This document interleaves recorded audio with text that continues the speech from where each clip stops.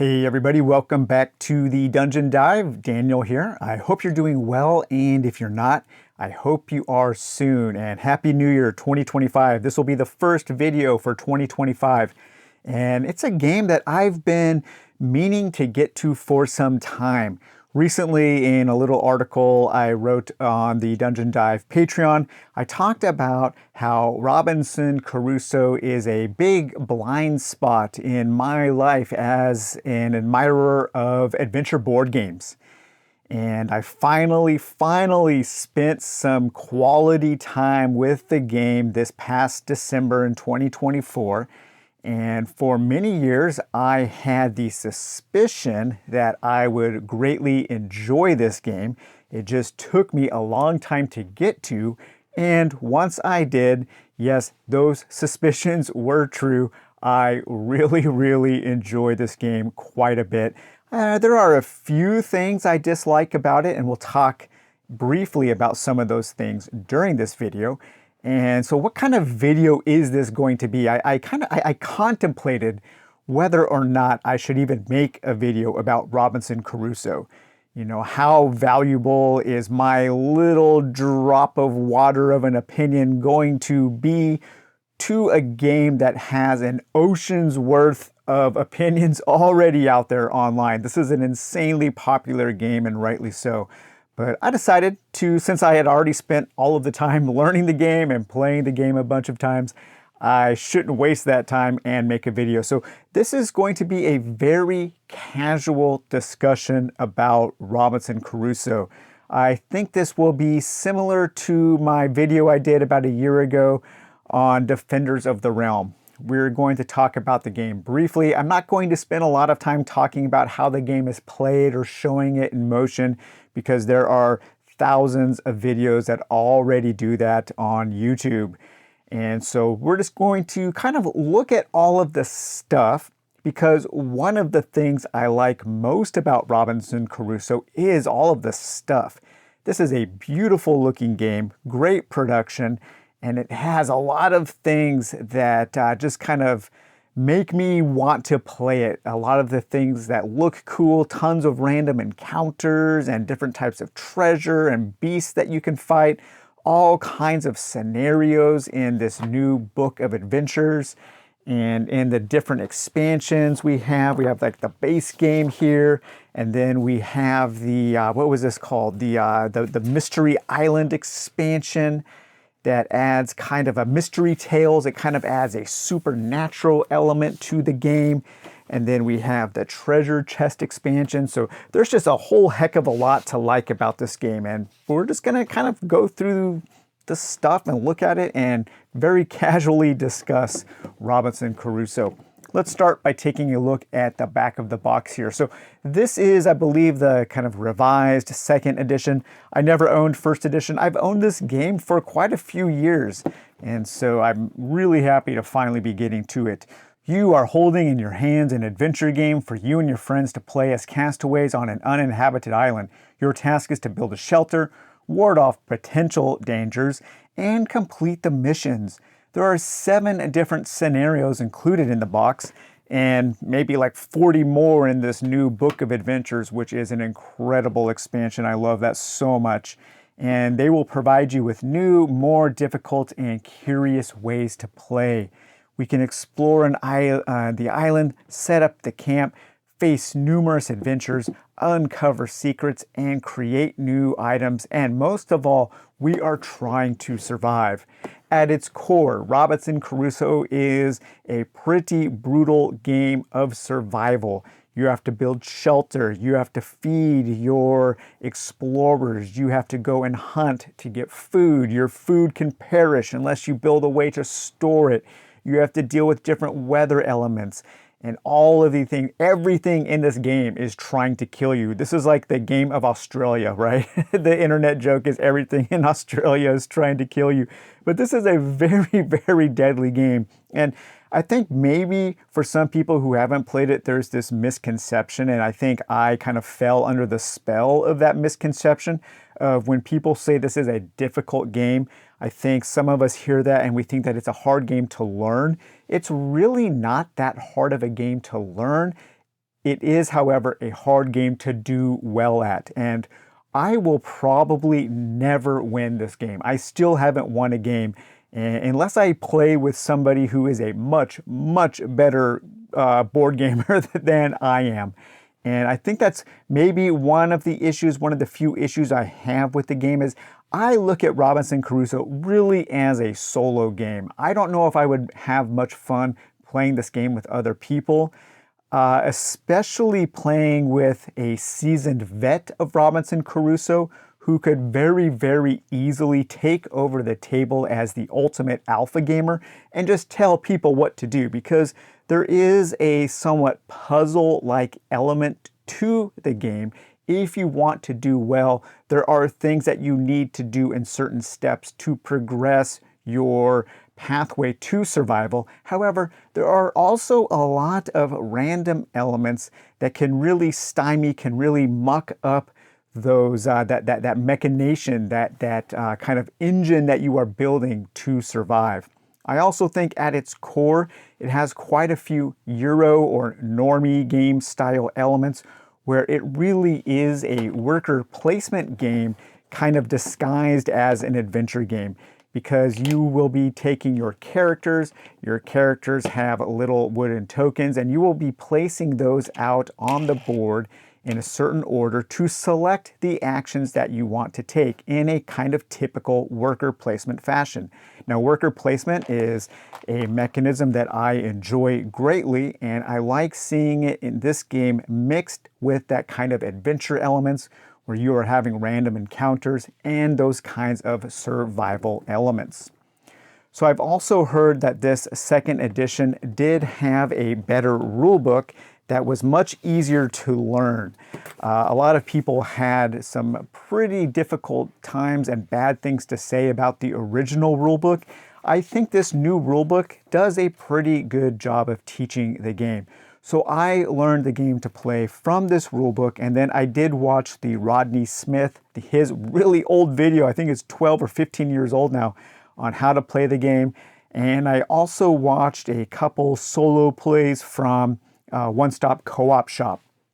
And so I had a pretty good idea of how to play the game. However, this is one of those games that I will probably never play 100% correct. There are quite a few little exceptions to rules that I think kind of get in the way of the game having a more effortlessly fun flow. And one of those, I wanted to bring it up as an example of exactly what I'm talking about. So in the game, there is this idea, what do they call it here? They call it unfulfilled demand.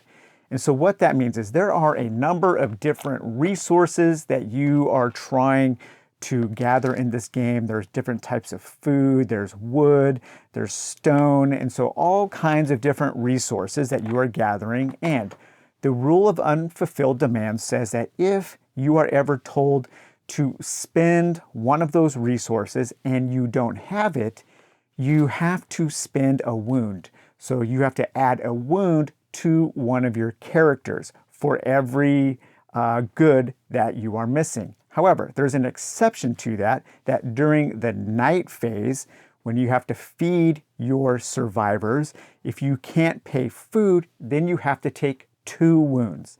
And there are quite a few exceptions like that where just a little bit of the situation changes the rule. And I would greatly prefer if the game didn't have those kinds of exceptions. It's those little exceptions like that unfulfilled demand with the food rule that I think make the game a little more fiddly than it needs to be. Another example is up here on the board. You have 2 spaces where you store your goods. You have goods that are gathered immediately and goods that are used later. And there are some situations where you add goods, you add your gathered goods to the lower box, and some situations where you add them to the upper box. And it's those little things that I find when I'm playing that I forget which one is which, and so then I have to go to the book in order to find it. a lot of the little rules inconsistencies or the fiddliness can be solved by thinking about this game thematically. And that's one of the things that made this game really click for me, is to think of the game in highly thematic terms, because this is one of those games where the theme and the mechanisms are very, very tightly interwoven to create something that feels really cool and really fun to play and quite interesting. But let's start taking a look at some of the stuff that you get with your base game. And so here we have the board all laid out. It's a beautiful board. This board does remind me of another blind spot game in my collection, a game I haven't played, and that is Nemo's War. And so I will be getting 2 Nemo's War in 2025.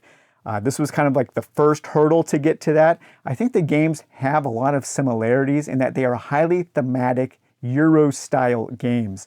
And they have similar boards in that the board also contains it's kind of an outline of a turn, and you kind of follow the board around and you do the things on the board. And that legend is up here. You will start with kind of a random event, and then you will go into a morale phase where you are keeping track of your character's morale, how happy or disturbed they are on the island. And then you will go into your worker placement phase, where you can take care of things that need to be taken care of immediately. You can go hunting, you can build, you can gather, or you can go explore. You can also stay in camp or kind of gather things for your camp. You can rest to heal. And then you go into a phase where you deal with the weather right off camera here. And then you go into a night phase where you have to eat and rest. And in order to eat and rest effectively, you also need to worry about building your shelter. You need to build a shelter, and then you will build a roof on your shelter in order to protect from some of the more inclemental weather. You can build palisades, wooden walls around your shelter to protect from weather and also to protect from roaming beasts. And you can also build weapons. And there are a whole bunch of other things that you can build, and those are these items. So when you start the game, you will actually, let's look at the characters first, because that's kind of the beginning here. So the base game only comes with 4 characters. This is another area that I would love to see the base game expanded. I know there's that new Super Deluxe version, but I don't know if it comes with any more characters, but you only get 4 characters in the base game. You know, compare this to Arkham Horror 2nd Edition, a somewhat similar game in some ways, but that game came with 16, I think, different investigators, a huge number of investigators. So this is where I think Robinson Crusoe falls a little short. But you get a cook, a soldier, an explorer, and a carpenter, and each one of those is double-sided, so you can pick the gender that you want to play. And then each one of the characters will have a handful, 3 or 4 different special abilities, and you spend a currency called determination in order to trigger these abilities, and these are very powerful. And so is that called determination or morale? I need to double check that because I'm going to be saying that quite often here. Give me a moment and we can take a look at here, and we have discovery. Where are those little tokens here? Yes, those are called determination tokens. So as your morale goes up, your characters will gain determination. As your morale goes down, your characters will lose determination. And determination is, like I said, is a currency that you can spend to do cool things and to help your characters survive. But they will have different abilities, and you can spend those determination to trigger their abilities. Each of the heroes will have a health track, and you add wounds. When you take wounds, you move the track down. As it crosses these arrows, you might lose morality, or you might not morality, you might lose morale, and then it's also harder to heal. And when a character reaches this last spot, they are dead, and that's one of the main ways that the game can be over, that the players can lose the game, by having a survivor die or by running out of turns. And this is a game that is pretty strictly defined by its turn limit. So every scenario has a certain number of rounds, and you are trying to solve all of your problems before the end of that final round. I wish there were some more complete sandbox style scenarios that weren't strictly governed by that turn limit. And if anybody knows of any fan created scenarios that offer that kind of experience, please let me know, because I would love to play this game without having to worry about the time limit. The time limit is usually the way that I lost all of the games that I have played so far. You know, I needed 1 or 2 more turns, and I think that's kind of where that puzzle-like element, where you really need to be efficient in this game. And like Arkham Horror 2nd Edition, it's very easy to get distracted by the cool adventure elements. You know, I want to have random encounters. I want to build the cool items. I want to go looking for treasure. And so while I'm doing that, I am often forgetting about getting food or building my roof or building my palisades. And then the time ticks away. I haven't gathered enough wood to make my escape raft, and so I lose the game. But I would like a more sandbox scenario. So again, if somebody knows something like that, please let me know. But your characters, each of your characters will also be represented on the board by a couple of wooden tokens. And these you will place out on the board to take your actions. There are also generic tokens. You can sometimes get extra actions that can help you do certain things, such as these green tokens. Those can be used for extra explore actions. We have gray tokens that can be used for special gather actions. We have some brown tokens that can be used for extra build actions, and build is how you build your items. Gathering is how you gather your food and wood and resources. Explore is how you explore the island. And then we also have some extra red tokens that can help you on these hunting actions. And hunting is a good way to go out and fight beasts to get their hides in order to help you build things and to also get more meat for food. And so when you are playing solo, you also get a couple of extra characters that you can play as. So I think this game plays really well solo. So you can play with just one survivor, and then you can play with the dog and Friday, the native on the island.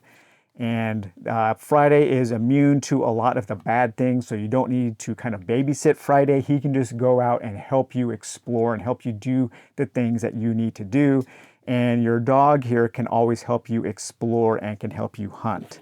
And so I've only played the game solo. I've used some of the other NPCs from the treasure chest expansion to help make the game a little easier, and we'll talk about those when we get to that expansion. But after you've selected your character, you can then take a couple of starting items. And so we have different starting items like storm glass, pipe, tobacco, biscuits, empty bottle, a Bible, flask of rum, a pistol, and hammer and nails. These will help you do certain things, certain tasks, and each one of these starting items can be used 2 times before it is discarded. And then here we keep track of all of the things that we can build by taking build actions as we are gathering supplies and as we are exploring. And we have a number of starting items. And so most of the scenarios will start with these same items out. So we have medicine, a dam, a rope, a pot, fire, a map, a knife, a shovel, and bricks. And so these will get laid out just in any order. And the icon on the top of the card tells you what you need to build this pot. So we have to explore a certain region, maybe a beach, or maybe the plains, or a river. Maybe we need to find a river tile and some wood to make a dam. Again, very thematic there. Here we have to find mountains to make a knife. You know, maybe you find some good rock in the mountains in order to chop it off and make kind of a blade out of the knife. Things like that. And then you will also deal out a number, depending on the scenario, a number of these other kind of randomly generated, or not randomly generated, but randomly chosen items that you can build, such as a cellar. A cellar can help you take perishable food and turn it into food that lasts longer. What is that called? I can't remember, but not perishable. What's the opposite of perishable? Let me look that up real quick so I can remember the actual term here. They just call it non-perishable. Tricky there. What a tricky word. Perishable and non-perishable food. I don't know why I couldn't think of that. But here, if you have a shovel, you can build the cellar, and then you can store food so it lasts longer, because food that you don't use in this game goes bad, and then you have to discard it. And man, when you're starving, when you're out there surviving on an island and your food spoils, that's got to be so demoralizing, right? You can build walls, you can build a bed, a furnace, a spear, a sack if you have enough hide. You can build a sack, a pit, a fireplace. So all kinds of cool things. And as you start building these items, your survival engine gets stronger, and you are starting, it's kind of a snowball effect where slowly you're able to do more things. And that's kind of how this game feels from one game to the next. It starts slow, and your characters are taking all kinds of damage. They're losing morale, and you're fighting for every last fiber of your being is fighting for survival. And the games kind of have this flow where as soon as you crest that first hill, then things start getting a little easier and you're able to coast a little bit. But if you end up coasting too much and you end up getting distracted, you will have to face an even steeper hill to get back into that momentum. And usually that happens, and then you're starting to coast again, and you see that victory ahead. You see that light at the end of this dark tunnel, and then the timer ends and your game is over and you haven't completed your final objective. That's usually how the games go for me, at least. But when you land on the island, you will most likely start at this beach tile, and that gets usually placed here depending on the scenario. But the beach tile, when you gather, you will always take some wood and some perishable food. And then you have all of these other tiles, and these are randomly placed out as you take explore actions. As your characters move out into an uncharted territory, you can take an explore action, and you can find all of these different tiles that will offer up different types of shelter, different types of discoveries. There are these totems, and these totems will trigger random events that correspond to the scenario. Sometimes you will find these discovery tokens, and those are always fun to draw because there's a huge bag. I have this little purse here that have all of these discovery tokens, and these are all good things. This is one of the only elements in the game where there are never any bad things. You can find perishable and non-perishable food. You can find treasure. You can find a fallen tree that supplies some wood. You can find some vegetables that when you eat, it'll help heal you. You can find a sling that will raise your weapon value to help you hunt. And some of these are mixed in. Some of the ones that are mixed into my little bag here are from that treasure chest expansion. I just mix everything together. So really fun. I love when you discover like this river tile, and then you get to draw 3 of those. Man, that is so cool because it gives you that moment it makes you feel like you can go on for 1 or 2 more turns. It really does raise your character's morale and the morales of the players. So I do like that. Okay, now let's take a look at a whole bunch of the cards that you get in your base game. And let's start with the event cards, because as everybody knows, the Dungeon Dive here, we love random events. The more random events, the merrier. And man, you get a whole heck of a lot of random events in this game. I believe that this stack is greatly expanded, or not greatly, but somewhat expanded from some of the cards that came in the treasure chest. So if you just buy the base game, you probably won't get this many, but you do get a lot. And there are 2 sub decks of event cards. We have these ones that have a storybook, and these ones that have kind of a random encounter associated with them. So the storybook events, these will usually correspond to something that's going on in the scenario that you've chosen. So when you draw one of these, you will have to consult your scenario guide, and these will usually interact with the different random encounters that you have when you are taking your actions. And at the beginning of the game, you will consult your scenario. If your scenario has 10 rounds, then you will be playing with 10 different event cards, 5 from each of the sub decks. So you'll take 1, 2, 3, 4, 5. You will take 5 of your books, and you will shuffle those, and then that becomes your event deck for that game. And as you can see, there are a whole bunch of cards that you will never encounter in each game. So there's a ton of replay value in this game. But these events are super thematic and fun. They always have a little bit of flavor text, and then once you encounter the top of the card, then you move that card from here down to here, and then this becomes something that you need to take care of before it falls off the board. So these are kind of pressing elements that you have very limited time to solve. And if you don't solve them, then usually something very bad happens to you. But what's one of the most interesting things about this game, and it's something that I haven't seen very many, if any, games do, and I'm not sure why adventure games aren't stealing this idea, because this is really one of the most brilliant things about Robinson Crusoe, is the game has a memory, and that memory works with this deck and the way that this deck works with the other encounter decks. So each of the actions, building, gathering, and exploring, has its own encounter deck, and you will place that out on the board. Each of these worker placement spots can be filled with either one worker or two. If you place only one worker, then there is a chance that that action that you are taking will fail, because you will roll these action dice and you will look for this symbol here. You need one of these success symbols in order for that action to trigger. And if you don't get that, then you might have to draw one of these cards. Sometimes, depending on the things you've done in the game, and if there are these corresponding tokens on these cards, you will always have an encounter regardless of the symbol that you have rolled. Really, really cool. I love this. But what's even more cool is that a lot of times these will have kind of choices that you can take, where you can do the thing at the top, or you can kind of ignore it and then add this to this deck of cards, and then you shuffle this up, and then the next time you draw that card, usually something really, really bad happens. So every time you draw one of these little encounter cards, it's not just a random encounter like something in Talisman.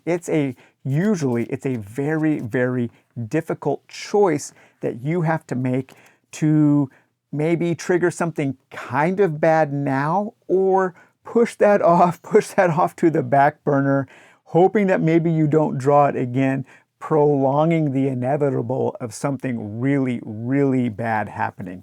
I think that is so fantastic. I love the way that this game has a memory. I love that it forces the players to make very difficult decisions from one element to the next, from one turn to the next. And when you add one of these, like you might stumble, you might be out exploring and you come across a very cold river, you get in the river, or you eat something bad and you get sick, you get the flu, you break an arm, and you might have to add wound tokens to your head or your arm or your legs or something like that. And then that comes back to haunt you later, because you might end up with a flu and then later you get a sore throat, or you might scratch your arm while you're exploring, and then later on, if that card comes up again, that scratch turns into an infection and it makes things so much worse. That is such a neat idea. And like I said, hey, you know what, guys, just steal that idea. People who are making these kinds of adventure games, having that kind of memory added to the game really, really does make a huge difference to how the game feels while you are playing it. So those are the random events and then the random encounters that you will take as you are doing your various actions. There is also a really good chance that you will get one of these discovery cards. I think that's what they're called. I can never remember the actual name of the things. These are mystery cards. And mystery cards, you can have treasure, you can find traps, or you can find beasts and monsters that you might have to face off against. And man, it's always fun drawing one of these. These are fantastic. You might find a bottle of wine or an old rifle, an exploding sack. You might find an old sack of dynamite that has been discarded and trigger it like a trap. You can find compasses, herbal mixtures, a rat's lair, a savage. You can get bitten by something. You can come across a wild dog, a barrel, all kinds of things. And again, this deck here is slightly expanded from some of the expansions that I've added in to the base game already. So if you just get the base game, you won't have a deck quite this big, but you can always get the treasure chest expansion to expand some of the things in your base game. We also have a few, I think it's 3 different starting event cards, and these will usually give you something that you can do to get just a small leg up on your first turn of the game. And then finally here we have our beast deck. And these are the various beasts that you will be discovering. Some of these are from the treasure chest expansion already, so we have things like a sea lion, goats, condors, a wild pig, a tiger, wild dog, dodo bird, and so on.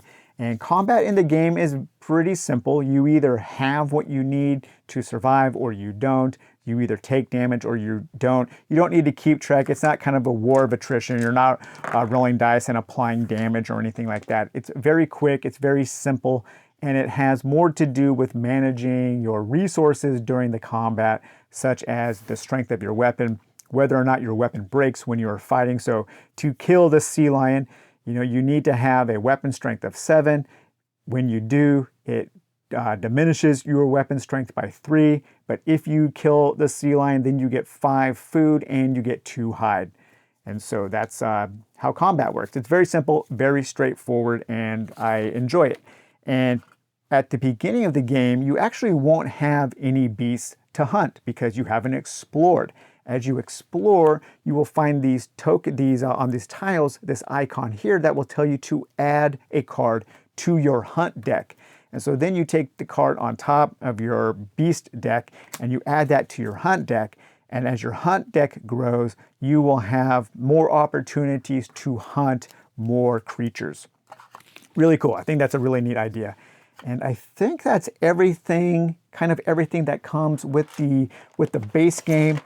We do get quite a few tokens in this second edition here. I think some of these were from that treasure chest expansion, but the tokens, there aren't hundreds of tokens, so it's a pretty easy game to store, and I can actually get everything shown in this video into that pretty slim base game box.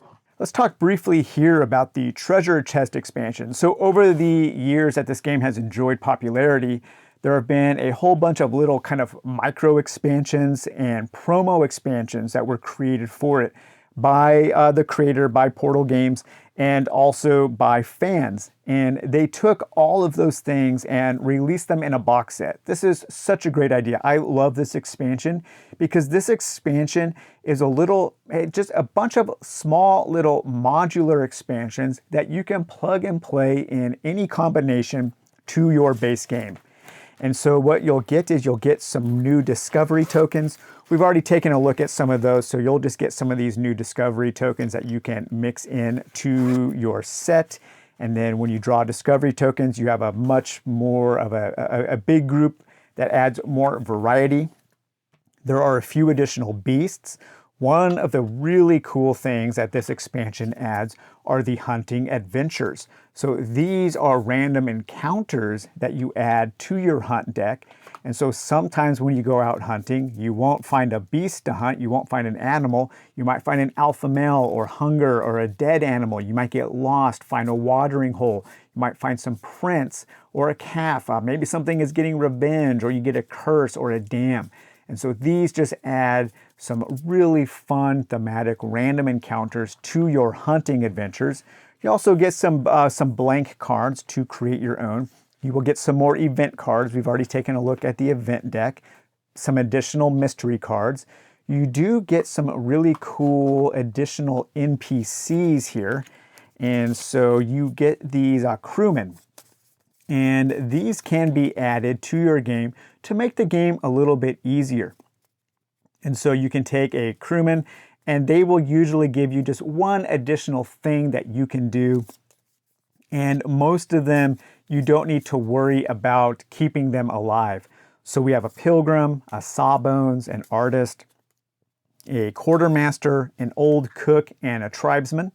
And so the tribesman, for instance, is immune to all negative effects, so you don't need to worry about keeping the tribesman alive at all. And when you're playing with the tribesman as part of your group, the hunting deck, that deck that you add beasts to, is played face up. So you kind of always know what you're going to be hunting because the tribesman is a native. They know the island. Again, very, very thematic, a great connection of theme and mechanism. And then you also get a new kind of dog that can help you. And the base game dog can help you hunt and explore, but the hunting dog is focused purely on hunting and will add to your weapon total. So if you want to focus on hunting, you will take that hunting dog. So a really cool little kind of micro expansion that can just make the game a little easier. We also have searching the beach. So instead of taking the normal action on your starting beach tile, you can use this little expansion and you can shuffle it up and you can take a search action to draw the card, but you might find nothing. And when you find nothing, that gets shuffled back into the deck. And so the next player or the next turn, the next worker might search again and they find some biscuits. So that gives you 3 non-perishable food. That's huge. Finding 3 non-perishable food at the beginning of this game could make a huge difference in your survival. But as you find the cool things, then those get removed. And so your deck gets whittled down to eventually it's not going to be worth taking those actions to search the beach. But again, this is modular. You can choose to play with this or not. We also have some secret traits and some normal traits. And the normal traits you will play, you can deal one of these out to each hero or each player randomly. And this will give you something bad, but also a offset with something good. For instance, Gimp, a long trip is a pipe dream for you. So if your character is a Gimp, you can't take explore actions. However, twice during the game, you may roll the weather dice depicted by the scenario before the action phase instead of during the weather phase. So it gives, imagine your Gimpy character is stuck at camp and they're kind of monitoring the weather for you. You can be a kid. A wild beast is the last thing you would like to meet on the island. You can't take hunting actions because your character is young and inexperienced, but I have a place to hide. If the player rolls that symbol there on the hungry animal die, you do not gain any wounds. So there is a hungry animal die. So if you ever roll that symbol, you don't have to take wounds because your kid is small and they have found a place to hide. So again, a neat little kind of modular expansion that you can add. If you're playing with multiple players and you want to play kind of almost a semi-co-op mode, you can deal out these secret traits, and then these will be things that are kept secret, and these will kind of dictate how that player needs to play the game. So your character can suffer from despair, a secret from the past, useful findings, faith, ostensible strength, hopes for escape, illness, insecurity, or dizziness. And so again, these traits you can mix and match and play exactly how you want to play the game. We also have these new glass items that you can make. And so these are all items made out of glass. You can find glass, then you can make a lamp, a thermometer, a mirror, a glass spear, a jar of jam, a magnifying glass, a telescope, or an hourglass. So new ways, new items to build. We also have a couple of new characters and new ways to interact with our camp.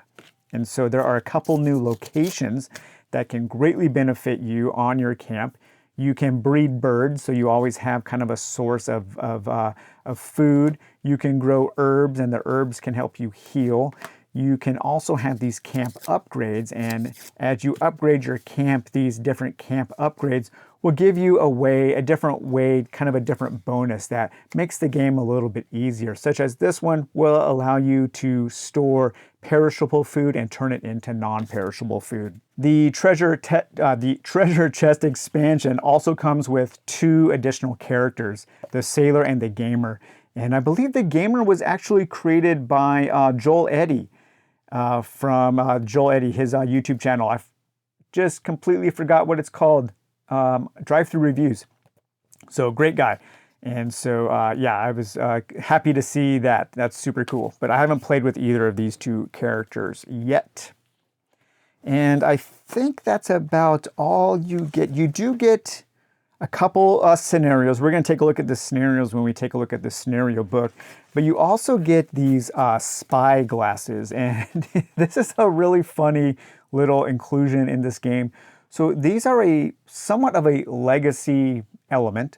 And these get added to your game. And during your game, you can take these and you can break them in half, tear them in half in order to gain 5 determination. So if you just need a little push in order to win the game, you're really close to winning the game, but you need to rely on one of your character's special abilities and you don't have enough determination to trigger that ability, you can spend one of your 3 valuable, destroyable the spy glasses, these resources, in order to push yourself over that hump to gain a victory. And so I don't know if I'll ever use these. I will probably keep these intact, maybe in case I ever sell this game, or I don't know. But I think that's kind of a funny little thing to have that kind of light legacy element to this game. So one of the expansions that I haven't messed around with much at all is the Mystery Island expansion. And you guys will have to let me know. So the Mystery Island expansion I thought was going to be super cool because it adds more of a pulp adventure style play to the game. Also adds in some more kind of supernatural things where you kind of need to deal with madness and curses and things like that. However, this expansion, most of the things in this expansion should not be mixed in with the other stuff. And so this expansion is kind of kept as its own separate entity. And it's also mostly played as a campaign. And so I'm not typically into campaign games, but this campaign looks short enough that I think it might hold my interest. It looks like it's 1, 2, 3, 4, 5 scenarios long. So 5 different scenarios for the Lost City of Z campaign. And then you also have this kind of choose your own adventure book full of random elements and random encounters that you will use in conjunction with this. You have a secret envelope that I still haven't opened. I imagine it and unlocks something at the end of the campaign. But the stuff that this comes with, so it comes with some more generic character cards, and that's one of the things I like about this expansion, because in the base game, one of the ways you can lose is just for one single survivor to die, and then all the players lose. However, in this expansion, you have access to a whole bunch of different characters, and as they die, you don't lose the game, you just continue playing and you swap characters. So these characters are kind of part of an expeditionary force. And these are your stable of characters that you have access to throughout your whole campaign. And so, you know, your heir might die, your heiress might die, your thug might die, your doctor might die, but that still leaves you with your antiques dealer, your psychologist, your preacher, your journalist, your officer, and your writer. And so as your characters die, you will have fewer characters to play. If you ever completely run out of characters, then you have lost the game. So I think that's super cool. I like that element a lot. That is one thing that's kind of pushing me more towards starting this campaign, because it sounds like you have some good options to keep going. But I haven't even really read through this campaign book that much. There are ways that you can augment and change some of the base scenarios using the horror mode. And I think the horror mode just adds maybe some little more supernatural elements and makes things a little more difficult if you find the game to be a little easy. But I don't think I will ever find this game to be easy. But this expansion comes with very similar cards. You will have a whole bunch of new encounter cards, so tons of new event cards. And again, those events are separated into those book events and the encounter events. And so depending on how many rounds your scenario is, you will choose some of those. You will have all of your basic exploration encounters as you are exploring. But again, these are more pulp orientated. And I'm really interested in the theme of this adventure because it feels more like an A-merit adventure, like Facing the Abyss or something, or the Metal Monsters or something like that. It feels more like that kind of pulp adventure style survival. So you'll have a whole bunch of those, different ways to interact with the different locations. You will have a small deck of mystery cards, some new things that you can find. And here again, you can find some more, werewolves and magical maps and crystal mines. So it's a little more supernatural. It's a little more like a flight of fancy. You might come across some cultists. So there are different cultists that you might need to fight, like a shaman, a sorceress, a warrior, a child, an acolyte. So a nice, really kind of thematic redo of the game. The only thing that really kept me away from playing this expansion is that kind of commitment of diving into the campaign. So I don't know. Let me guys know if you've played through the campaign and if you think I'd like it and if you recommend me spending the time on it. So with our games, with our the treasure chest and the base game, you will get a number of different scenarios. Jenny needs help. These are double-sided: Volcano Island, Cannibal Island, and the Family Robinson. King Kong, this is a fun scenario where you have to go and capture King Kong and you are working with a movie crew. I really like this scenario a lot. We have Adventures in Neverland, so kind of more of a fantasy-based where you're kind of Peter Pan, same as Treasure Island. You can fight against poachers, a time travel scenario. You're hunting escaped convicts on the island, or in the belly of the beast, a horror mode where you're going after these monsters. That's pretty cool. Cursed Island, and then Castaways. Castaways is the scenario that the game recommends you start with. However, it's really, really difficult. It's a brutal first adventure there. And then the mystery expansion also comes with this newspaper that's part of a scenario. And this newspaper is a choose your own adventure, paragraph adventure that you are using while you are playing, while you are trying to discover some character who's out on the island.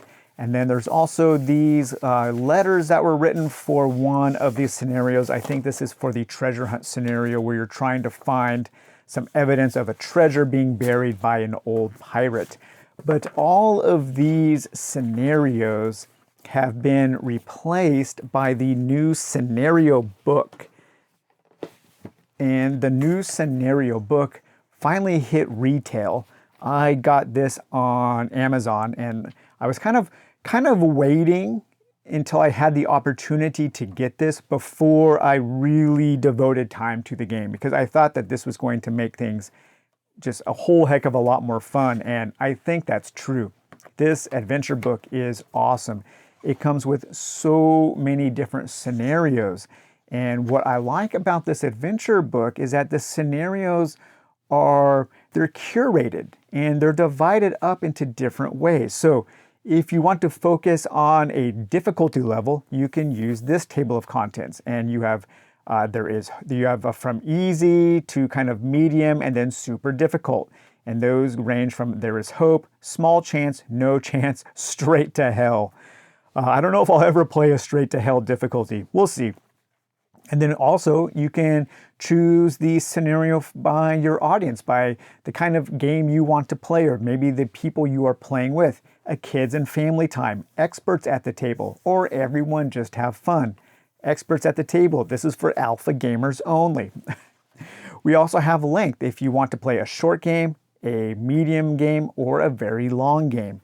And also they are separated into genre. We have castaway stories, unusual perils, book and movie related, dramatic events, eerie tales, or realistic fiction. What a great way to divide all of these scenarios up so you can really pick the kind of game that you want to play. But man, this scenario book is so cool. I love it. There are so many scenarios, and whenever I pick this book up and I start flipping through it, I just look at it and I'm like, oh my God, like, I want to play. I definitely want to play this scenario. There was one where you're going diving for pearls. Yeah, pearl hunting. What a cool idea. I've never seen this, this scenario before. We have the dying island, the wave of living corpses. That sounds like it's probably some kind of a tower defense where these zombies are coming in. The old world, get the Tomb Raider, monkeys gone bananas. We have the Ark, and there's also one where it's like a survival game, like Survivor. It's like a reality show where you are competing to survive on the island in a reality survival show. I think that's super cool. A time travel, Cannibal Island, Bigfoot spotting, a sinking lands, poachers. There's the King Kong. Now, some of these have been changed and updated and made maybe a little easier, or some more difficult from the original versions that were included with the base game and the expansions. But what a great collection of scenarios. And there it is, Reality Island. And so your characters have to survive a reality show on the island like Survivor. That's super, super cool. But just what a great expansion, because, if you already have your stuff and then you just get this adventure book, you have a whole heck of a lot more to do with all of the stuff that you already have. And that's one of the coolest things about Robinson Crusoe, is just all of the neat stuff that you get to play with while you are playing this game. And it all works together in a very highly thematic way that it's always fun to draw these cards. It's always fun. It's fun but dangerous. It's stressful. This game creates a lot of stress. I would say this game is not for people who have a lot of anxiety because, man, you can get the crap kicked out of you ruthlessly in this game. But it's always fun to draw these discover tokens and find something that'll give you a little glimmer of hope, or pushing something off, drawing one of these encounter cards and choosing not to face it right now and hopefully avoid the really bad thing that happens later, or drawing these mystery cards and finding an amulet with the portrait of a beautiful lady that might give you a glimpse of hope in order to just to survive another day. And this game does a great job of creating that sense of survival adventure. If there are a few little elements, there are a few too many exceptions to the rules that I think get in the way of the flow of the game. I think the base game could definitely use with an expanded roster of characters, but there's so much going for this game, and I totally understand now why this game has been so popular for so long. This is a great adventure game, and I'm super happy that I've finally taken the time to devote to this game to get out of it what I always expected it had to offer. So, all right, you guys. Well, I hope you enjoyed this kind of long and casual look at Robinson Crusoe. Let me know if you've enjoyed this game. Let me know if there are any cool fan-made expansions that you recommend, or fan scenarios, especially if you know of something that has that more kind of open world sandbox feel, where you're not dictated by the number of rounds that will trigger the end game. So we will talk to you guys later. Take it easy. Bye-bye.